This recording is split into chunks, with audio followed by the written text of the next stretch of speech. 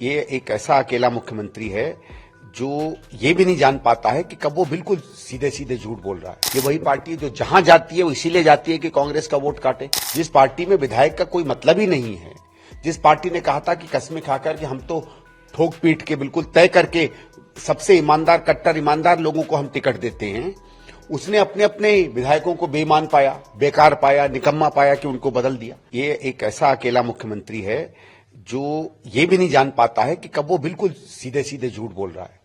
और ये तो वही केजरीवाल है ना, जिन्होंने, आपको याद होगा 2011, 12, 13 में जब इंडिया अगेंस्ट करप्शन किया था तो आरएसएस की मदद ली थी, बीजेपी की मदद ली थी। खुद कहते थे कि उसमें संघ के लोगों ने खाना परोसा था।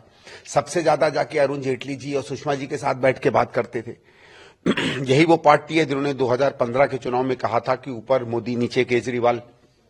तो ये किसी को भारतीय जनता पार्टी के बारे में क्या सवाल उठाएंगे।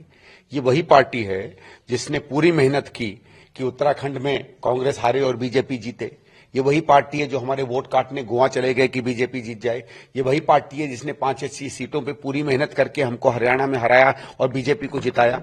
ये वही पार्टी है जो जहां जाती है वो इसीलिए जाती है कि कांग्रेस का वोट काटे।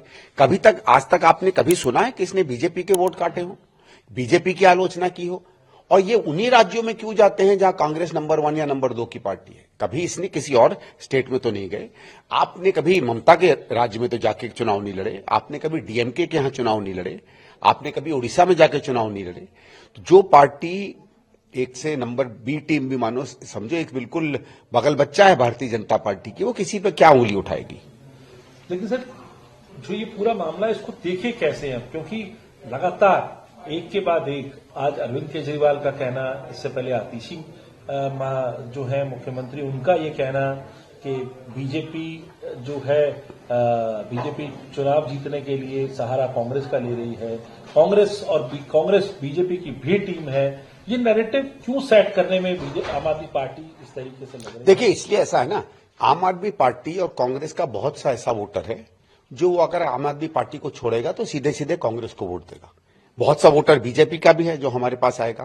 कांग्रेस ही एक ऐसी पार्टी है जिसको आम आदमी पार्टी का वोटर भी वोट देना चाहता है और बीजेपी का वोटर भी वोट देना चाहता है। और आम आदमी पार्टी को कहीं से नया वोट नहीं मिल रहा है। उसको ये डर लग रहा है कि अगर हमारा वोटर खिसक के वापस अपनी पार्टी में चला गया तो हमारे पर खच्चे उड़ जाएंगे। और उनको ये खबरें भी आ रही है, नहीं तो 30-32 विधायक क्यों बदलते। जिस पार्टी में विधायक का कोई मतलब ही नहीं है, जिस पार्टी ने कहा था कि कस्में खाकर कि हम तो ठोक पीट के बिल्कुल तय करके सबसे ईमानदार, कट्टर ईमानदार लोगों को हम टिकट देते हैं, उसने अपने अपने विधायकों को बेईमान पाया, बेकार पाया, निकम्मा पाया कि उनको बदल दिया। तो जिस पार्टी को यह भरोसा भी नहीं है कि उसके लोग जीत सकते हैं, वो डर रही है। और उसको डर किससे है? उसको कभी कभी भारतीय जनता पार्टी थोड़ी हरा सकती है। भारतीय जनता पार्टी वही 7, 8, 10 सीट लेके, चाहे हम जीतेंगे चाहे कोई जीतेगा, उसकी उतनी सीटें आनी है। अब उसको ये लग रहा है कि उसकी जो 60-65 सीटें आई थी, इसमें करीबन 40-45 सीटें कांग्रेस निकाल लेगी और वो हो सकता है नंबर 3 की पार्टी भी बन जाए दिल्ली में। तभी हम पर हमला कर रही है।